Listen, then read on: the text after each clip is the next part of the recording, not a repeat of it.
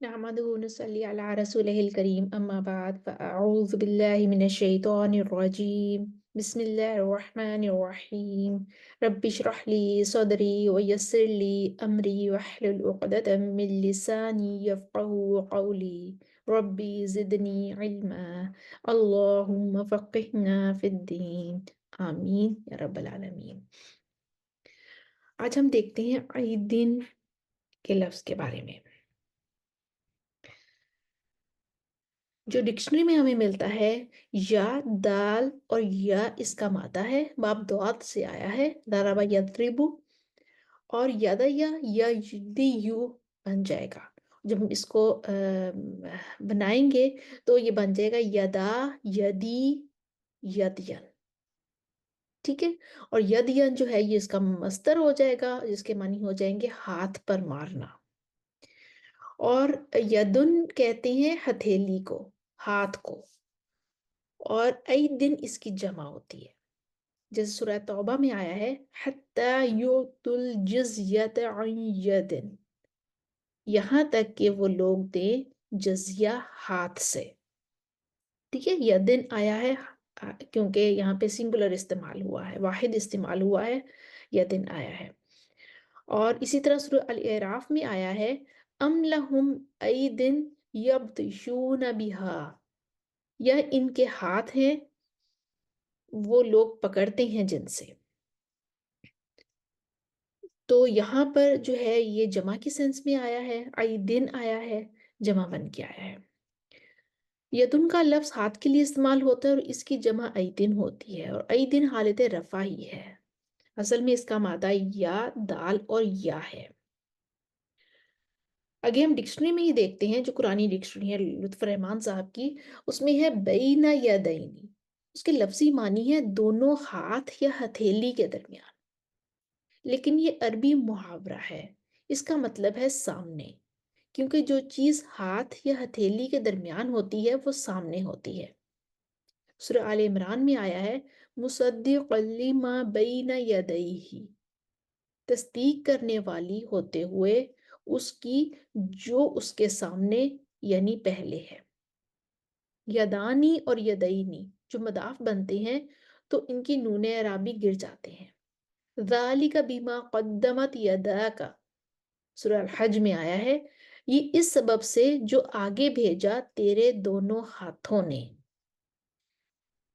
اب اس میں ایک نوٹ دیا ہے لطف رحمان صاحب نے، یدن دراصل ید یون ہے، مفردات القرآن۔ اب یہاں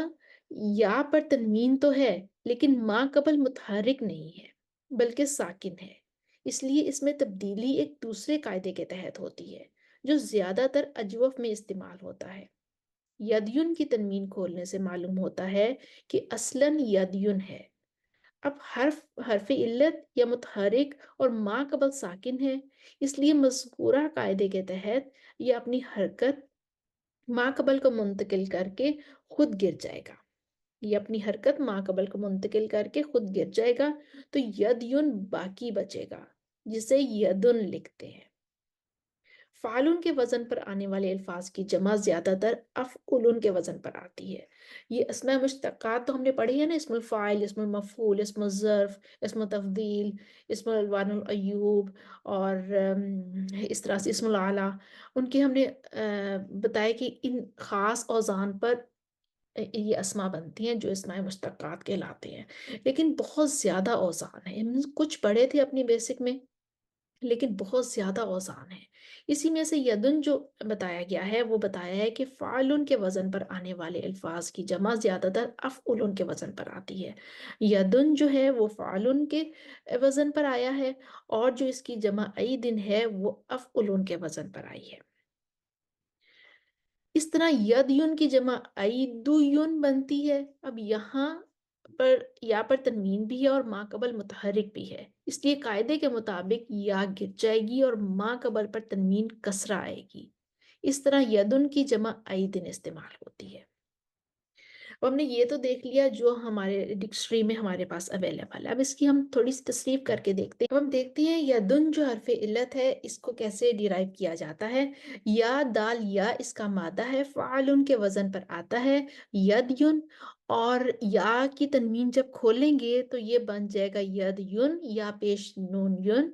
اور پھر اجوف ٹو جب لگائیں گے، جو قاعدہ ہمیں یہ کہتا ہے کہ حرف علت متحرک اور ما قبل ساکن ہو تو حرف علت کی حرکت ما قبل کو منتقل کر کے حرف علت کو اسی حرکت کے مطابق حرف علت میں بدل دیتے ہیں۔ یعنی حرف علت یا تھا، یہاں پر متحرک تھا، ما قبل ساکن تھا، تو یا اپنی حرکت ما قبل کو منتقل کر کے خود واو میں بدل جائے گا، تو یہ بن جائے گا جو یدیون تھا یہ بن جائے گا یدون، واو میں بھی ساکن اور نون بھی ساکن۔ نون تو آلریڈی ہمارے پاس ساکن تھا، اور جو یا تھا وہ واو میں بدل گیا اور اس نے جزم لے لی، اس نے ساکن اس پر آ گیا۔ ٹھیک ہے، اب جب دو ساکن آ جائیں گے تو وہ ساکن ڈراپ ہو جاتا ہے جو کمزور ہوتا ہے۔ اب حرف علت والا جو ساکن تھا، جو واو ساکن تھا، وہ ڈراپ کر دیں گے ہم، تو جب واو ساکن نکل گیا تو یہ بن گیا یدن، اور جب دوبارہ بند کر کے اس کو لکھا تو یہ بن گیا یدن، یعنی کہ دال پر تنوین آ گئی، تنوین دمتین آ گئی، یدن، ہاتھ یا ہتھیلی اس کا مطلب ہوتا ہے۔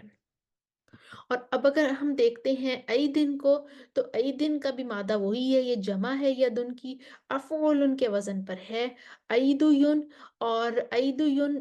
جو ہے وہ یا کی پیش کے ساتھ کوئی مناسبت نہیں ہوتی، اس لیے قاعدہ یہ لگتا ہے کہ پیش کو زیر کے ساتھ تبدیل کر دیا جاتا ہے، تو ایدوین جو بن جائے گا وہ ایدیون بن جائے گا، اور یا پر پیش اور زیر دونوں وزنی ہوتے ہیں، بھاری ہوتے ہیں، یعنی کہ ایسی صورت میں یا کو ساکن کر دیا جاتا ہے، تو یہ بن جائے گا ایدین، یعنی کہ یا بھی ساکن ہو گئی اور نون بھی ساکن ہو گیا۔ اور دو ساکن آ جائیں گے تو وہی قاعدہ لگے گا کہ وہ ساکن ڈراپ کر دیا جاتا ہے جو کمزور ہوتا ہے، حرف علت والا ساکن ڈراپ کر دیں گے، یا ساکن کو ڈراپ کر دیں گے، اور یہ بن جائے گا ایدن، اور جب دوبارہ بند کر کے لکھیں گے تو یہ بن جائے گا ایدن، یعنی کہ جو ہے وہ تنوین کسرتین والی آ جائے گی، دال دو زیر دن، اور یدن کا لفظ ہاتھ کے لیے استعمال ہوتا ہے اور اس کی جمع ایدن ہوتی ہے۔ اور اس میں ایدن کا لفظ جب مضاف بن کر استعمال ہوتا ہے، یا جب ایدن پر الف لام داخل ہو جاتا ہے، یعنی کہ لام ال داخل ہو جائے یا مضاف بن کے داخل ہو یا مضاف بن کر آئے، تو اس کی یا جو تھی وہ واپس آ جاتی ہے۔ ہم دیکھتے ہیں ایدیہم، یا واپس آ گئی ہے کیونکہ ایدن ادھر مضاف بن کر آ رہا ہے، ان کے ہاتھ، الایدی، یہاں بھی یا واپس آ گئی ہے کیونکہ ایدن ادھر الف لام داخل ہو رہا ہے، ایدن پر الف لام داخل ہو رہا ہے، یعنی کہ لام ال اس پر لگ رہا ہے، معرفہ بن رہا ہے، ہاتھ اس کا مطلب ہے، تو ان دونوں صورتوں میں جو ہے وہ یا واپس آ جاتی، یا تو اس پہ لام ال لگے یا یہ مضاف بن کر آئے، تو اس کی یا اس سے واپس مل جاتی ہے۔ تو جیسے قادن ہے، اس پر بھی لام ال داخل ہوتا ہے تو یہ القاضی بن جاتا ہے، اور جو یا ڈراپ ہوئی ہوتی ہے واپس آ جاتی ہے، اس طرح جب یہ مضاف بن کر آ رہا ہوتا ہے تو پھر بھی اس کی یا واپس آ جاتی ہے۔ اب ہم دن کی بات کر رہے تھے، تو بینہ کا مطلب ہوتا ہے درمیان میں، ٹھیک ہے، یدن کا مطلب ہوتا ہے ہاتھ، یدن کا مثنیٰ ہوتا ہے یدانی، یدانی کی حالت نصب اور جر ہوتی ہے، یدینی، یعنی کہ اس کی جو نصب اور جر ایک ہی ہوتی ہے، یدانی، یدینی، یدینی، ٹھیک ہے، اب یدانی کی جو حالت نصب اور جر ہے وہ ہے یدینی، بینہ مضاف بن کر آتا ہے تو ظاہری بات ہے کہ مضاف کے بعد مضاف الیہ ہوتا ہے، اور یدینی اگر مضاف الیہ ہو جائے گا بینہ یدینی، ٹھیک ہے، اور جب یدینی کو مزید آگے مضاف بنائیں گے، یعنی کہ ہمارے پاس جو پیچیدہ مرکب اضافی ہوتا ہے، جب یدینی کو مزید آگے مضاف بنائیں گے تو اس کا نون ڈراپ ہو جائے گا، یعنی یہ شکل بنے گی بینہ یدئی زیدن، اس کا لفظی ترجمہ ہوگا زید کے دونوں ہاتھوں کے درمیان۔ اب دونوں ہاتھوں کے درمیان والا حصہ سامنے ہوتا ہے تو پھر اس کا ترجمہ ہم کریں گے زید کے سامنے۔ اب اگر زید کی جگہ پر ہم ضمیر لے کر آئیں، جیسے بین یدیہ، اس کا لفظی ترجمہ ہوگا اس کے دونوں ہاتھوں کے درمیان۔ اب دونوں ہاتھوں کے درمیان والا حصہ سامنے ہی ہوتا ہے، تو پھر اس کا ترجمہ ہم کریں گے اس کے سامنے۔ اسی طریقے سے اگر ہم زید کی جگہ پر جمع کی ضمیر لے آئیں، بین یدیہم، اس کا لفظی ترجمہ ہوگا ان کے دونوں ہاتھوں کے درمیان۔ اب دونوں ہاتھوں کے درمیان والا حصہ سامنے ہوتا ہے، تو پھر اس کا ترجمہ ہم کریں گے ان کے سامنے۔ سورہ الحجرات میں آتا ہے جیسے یا ایھا الذین آمنوا لا تقدموا بین یدی اللہ ورسولہ واتقوا اللہ ان اللہ سمیع علیم۔ پیچھے تو ہم یا کو ساکن پڑھ کر آئے ہیں، تو یہاں پر یا پر زیر کیسے آ گئی؟ تو اس کا جواب ہے کہ آگے ملانے کی وجہ سے، جب ہم آگے ملائیں گے تو یہاں پہ جو ہے وہ ہمارے پاس یہاں بھی مضاف بن کر آیا ہے، پیچیدہ مرکب اضافی ہے، بینہ ہمارے پاس مضاف ہے اور ظرف مضاف بن کر آیا ہے، یدی ید ید جو تھا یہ یدی اللہ، یہ مضاف الیہ بن رہا ہے، ٹھیک ہے؟ تو اس میں بھی آگے ملانے کی وجہ سے اس کی یا واپس آ گئی ہے،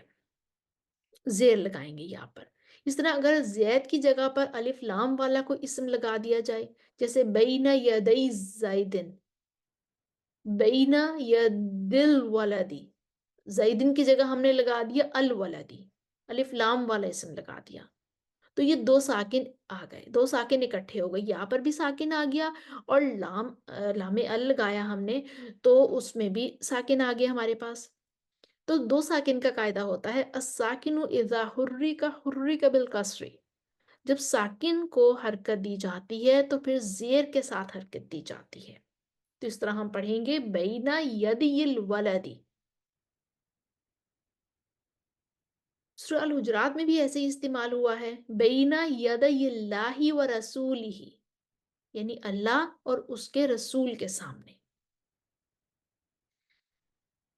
ٹھیک ہے، میرا خیال اب کافی حد تک کلیئر ہو گیا ہوگا۔ وآخر دعوانا الحمد للہ رب العالمین۔ السلام علیکم ورحمۃ اللہ وبرکاتہ۔